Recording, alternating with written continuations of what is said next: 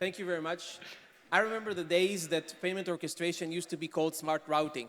Now, orchestration started a couple of years ago with in the abundance of so many payment methods, BNPL, wallets. You'll have the open banking, of course, the cards and everything else. In this discussion, we're not just going to talk specifically about payment orchestration. We're going to talk about orchestration in general. Because during the payment process and during, let's say, we have merchants and we have tech providers and issuers and lawyers in our panel, we're going to talk about different elements of orchestration, all the way from onboarding, calculating fees, calculating the shipment routing, or let's say shipping fees, etc., and of course, including the payment in it to make it a little bit more interesting within the panel. So I'll let my colleagues here in the panel introduce themselves. Dorin? Hello, my name is Dorin Brânză Danciu. I work in Ocean and I'm in charge for all the POS systems in our company from an IT part. So I'm a member of the IT team and I'm directly involved in all these projects involving payments.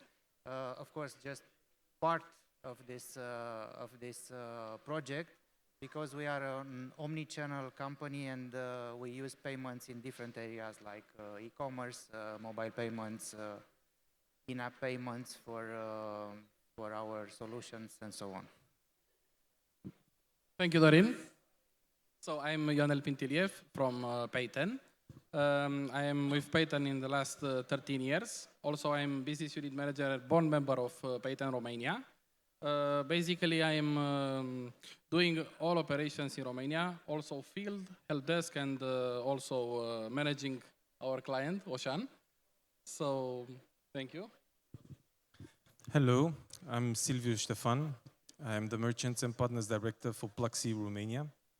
And I am in charge with the relationship with all merchants, including Ocean, of course, and strategic partnerships, especially towards payments.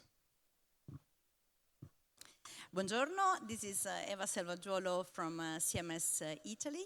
CMS is an international law firm. We are one of the largest law firms in the world. We operate in more than 15 jurisdictions around the world.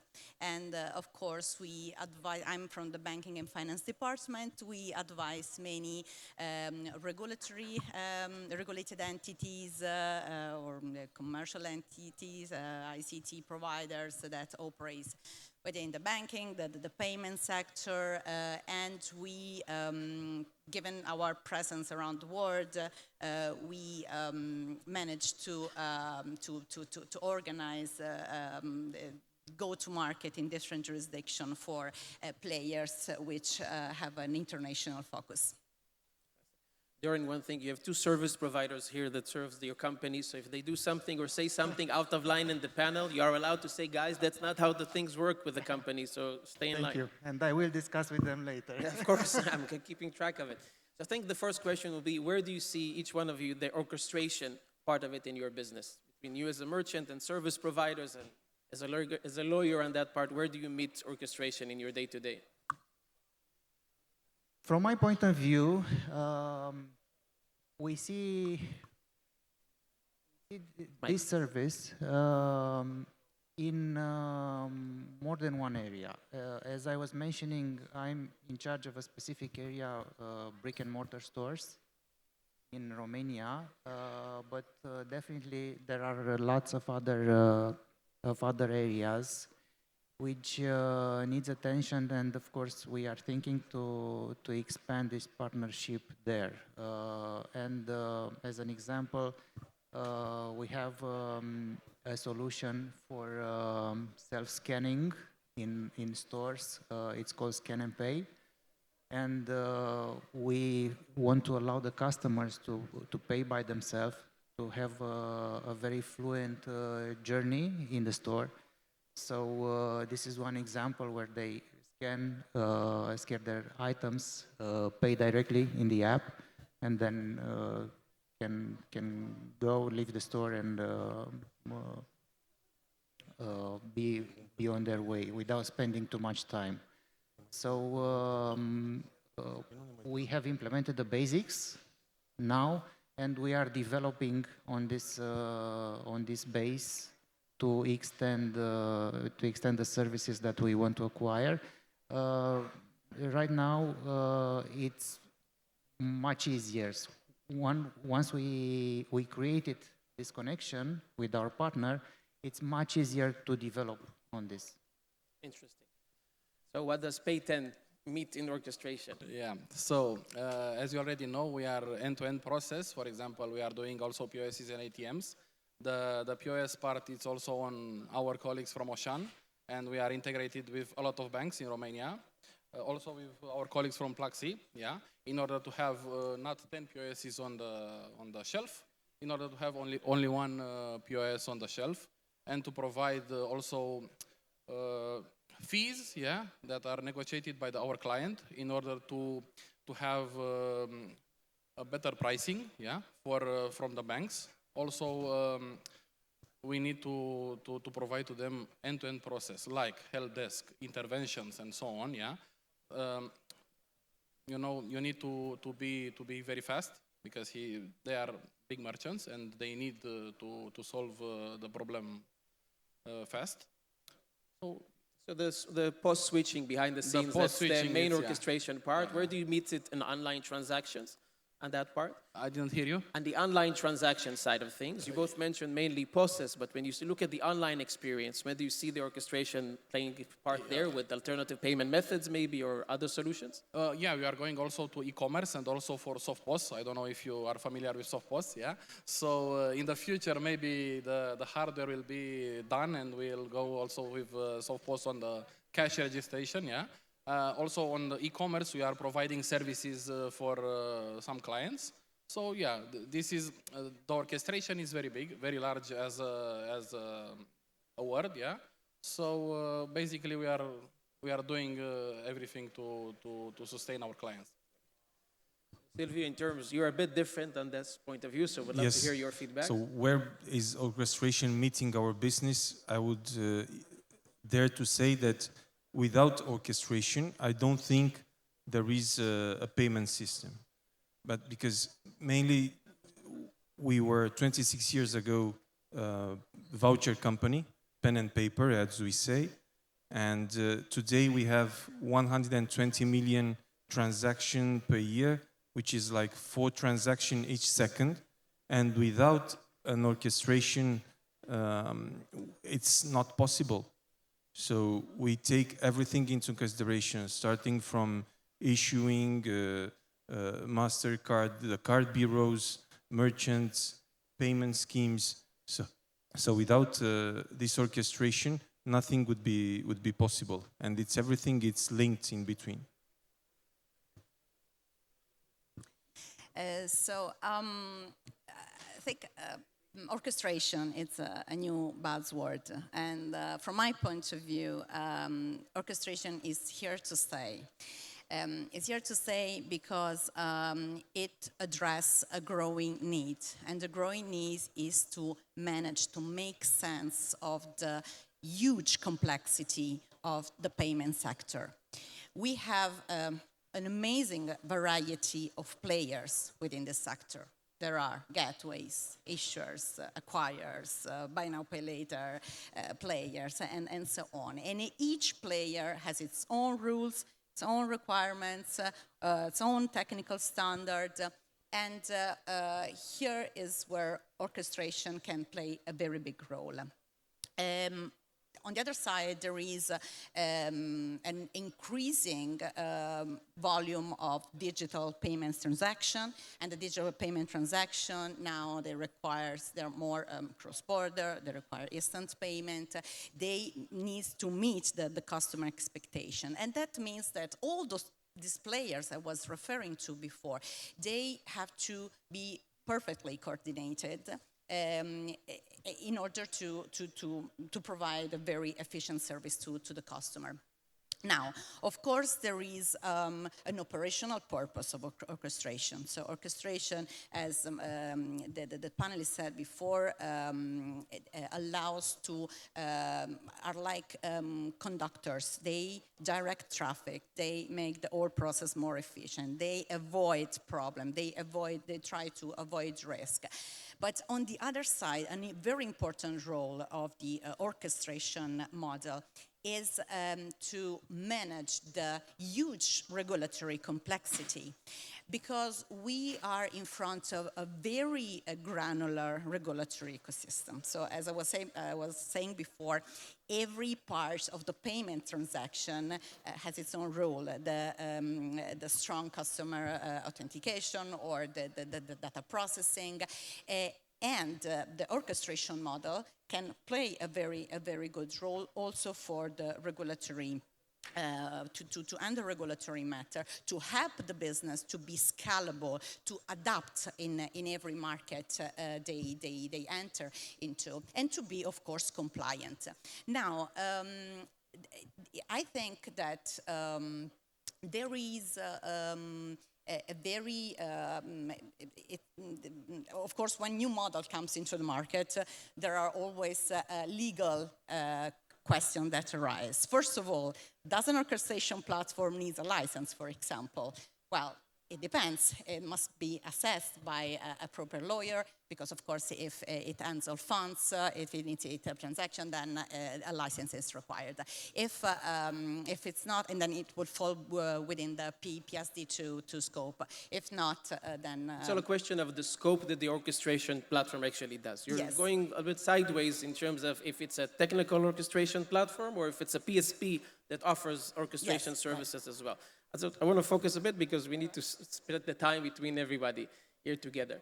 So actually, then my next question was, again, to you, but the orchestration problem, as I see it on that part, it kind of puts another player in the middle. So before that, merchants would integrate directly to multiple payment service provider, will have the direct contract with them. They are responsible for the technical integration and the relationship with them. Suddenly comes a new player, that payment gateway, the cashier system, the orchestrator, and he's the man in the middle responsible right now on the technical element of sending the transactions from the merchant's website to the different payment service providers across that.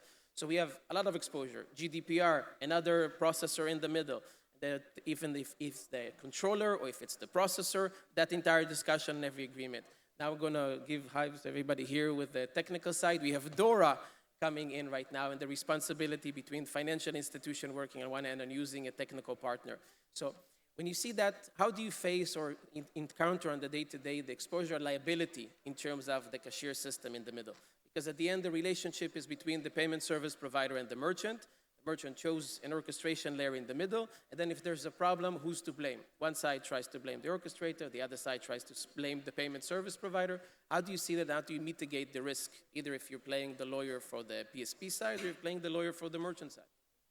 Well, the PSD2 approach is, of course, to bear the responsibility on the payment service provider as a general principle.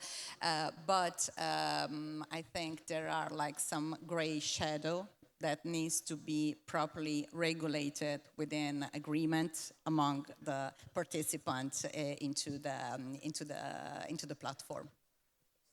So my next question is for you, Peyton, at that part. You see yourself serving both the payment service provider side and both the merchant side at that part.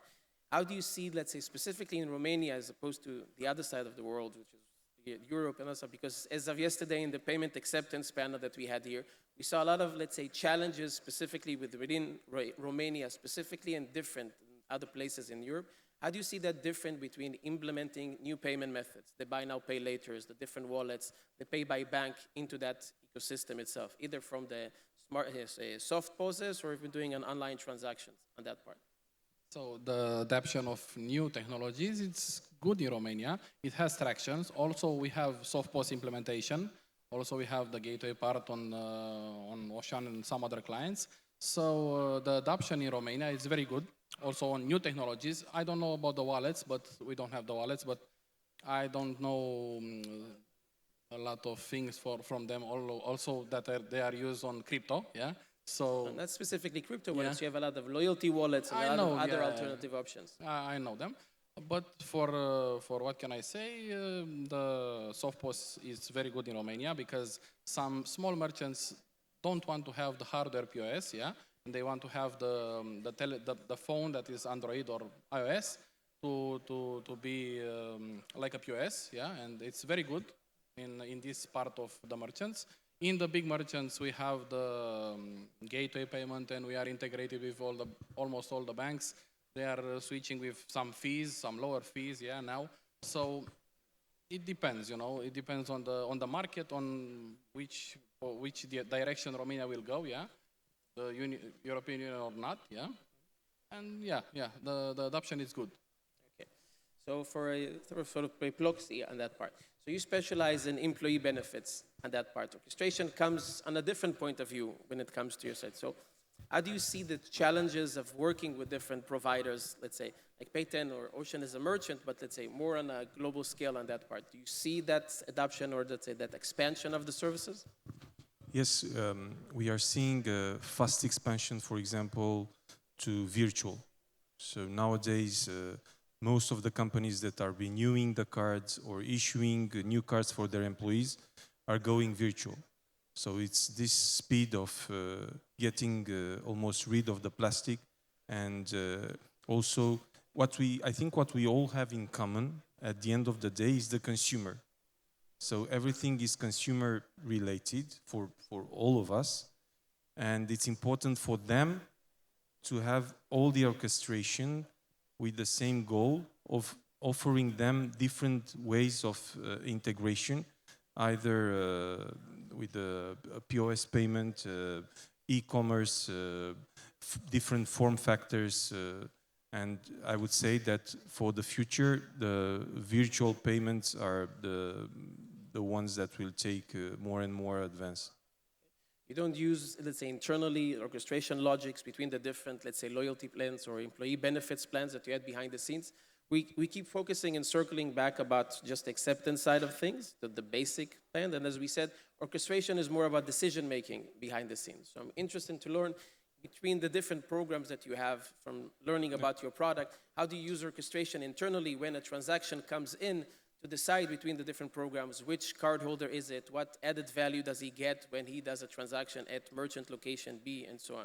Being a regulated service, it's very important from this perspective, as you say, to identify the right merchant with the right product, the right card, and everything is done through this orchestration with the MasterCard scheme payment and the card processor based on the MID. So we really identify each consumer with each card at each transaction, which is it's a huge work at the end of the day. But going also towards benefits, we are trying to also to leverage the spending, the purchasing power for the consumer, adding more benefits to its transactions, like we launched in December the cashback program, where they can get up to 10% cashback. But again, orchestration is used, and it's another player involved. In this case, it's a startup from Sweden. So, as I said in the beginning, without orchestration, you couldn't have a system at the end of the day. That's the system is the orchestration level at the end of it. From Ocean, the touring, when you see as a merchant point of view, do you see the challenges of adding payment methods, or when working, let's say, with Payten, everything is on their end, or there are certain orchestration level that you make internally on that part? So from visiting your website, trying to check out, I wanted to see the payment experience. I know that in other clients, as we see the cashier experience, the cashier provider also provide the calculation and the shipping fees, other, let's say, methods of if you want to do self-service to collect yourself, etc. You see some development done in-house, or you outsource most of those components? For these type of services, we prefer to outsource them because it's clear they are very complex. As most of you know, there are many regulations that need to be met. So it is pretty difficult to maintain a team specialized in this area.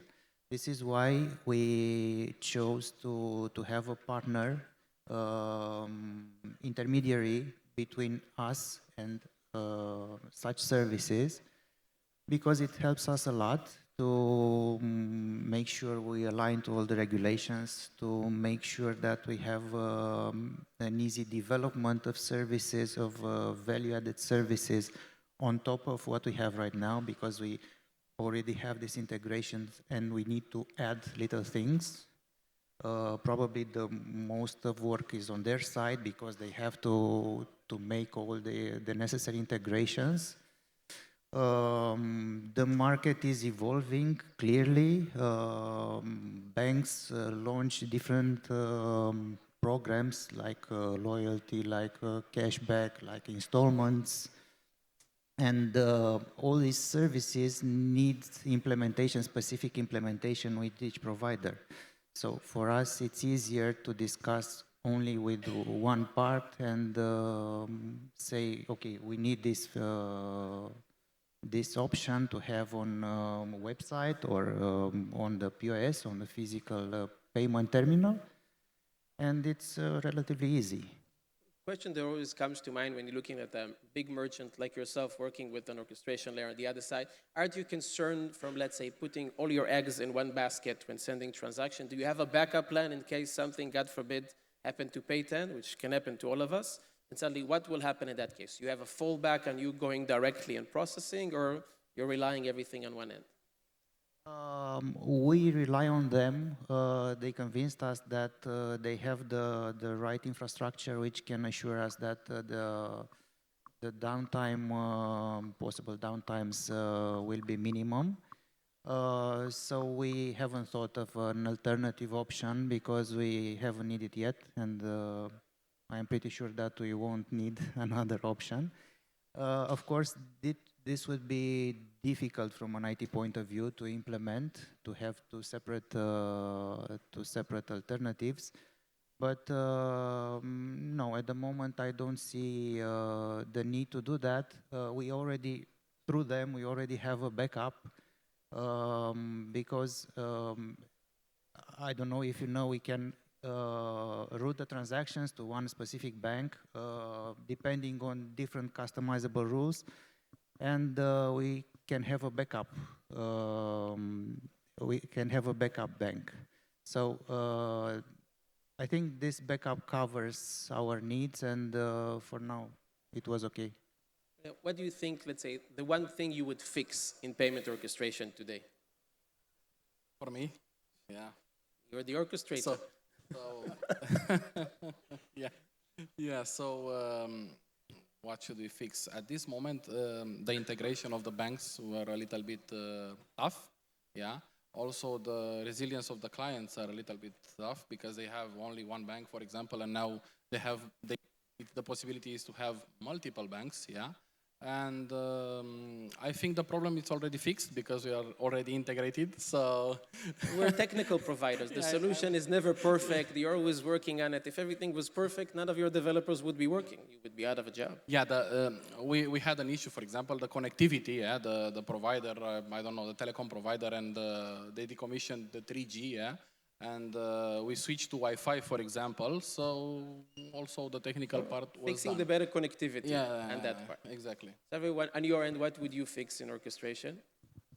On our side, I think it's would be important to have a seamless experience for all stakeholders. Right now, we have some fragmented parts, but for all stakeholders, and I mean merchants, consumers, and clients, because we have this on our side, the employers, we need to have the same process, and in order for this, we need alignment in these orchestration tools that everyone is using, so that it can go very easy without having the need to have, I don't know, 7 cards in the wallet, and I mean the physical ones, not the virtual ones, which I think it makes it a little, this makes it very difficult sometimes for the consumer. to understand which card should I use now, which card should I use later, in which merchant, not only from our perspective, I mean from our issuing perspective, but also when it comes to debit and credit cards. What is the perfect card for this transaction? This is something that I think we are obliged to learn, to build together for the consumer. It's interesting. So to do orchestration on the customer level before the transaction gets initiated. It's actually a great feature for Google Pay and Apple Pay to start thinking about it at the moment of checkout. And that's with lower fees, yeah. Yeah. So I think the last part that, let's say, what I would like to fix and kind of brings me to my next question to Eva. For us, we always see the onboarding process as frustrating. So we've built an orchestration layer to orchestrate the onboarding process between the different providers. So consolidated form on our end, the merchant goes through a same process. We analyze the data, then adjust it as we go along before going to provider A, B, or C. But at the end of it, it's a question also on the legal part of it. Because we want to have one package on the merchant side and then trying to submit them to multiple providers. We work in Europe in general, so not just territorially in Romania. So one merchant can apply through one PSP, but find himself with solutions with Lithuania, in Malta, in Cyprus, and other places in one shot on that part. So how do you see on the legal side of things dealing with that challenge of orchestrating the onboarding process? Well, time is almost over. I'll be very fast. I think everybody before us ignored the timer, so you can ignore it as well. Thank you. Yeah, because onboarding and AML onboarding is a really, really hot topic, I would say, nowadays.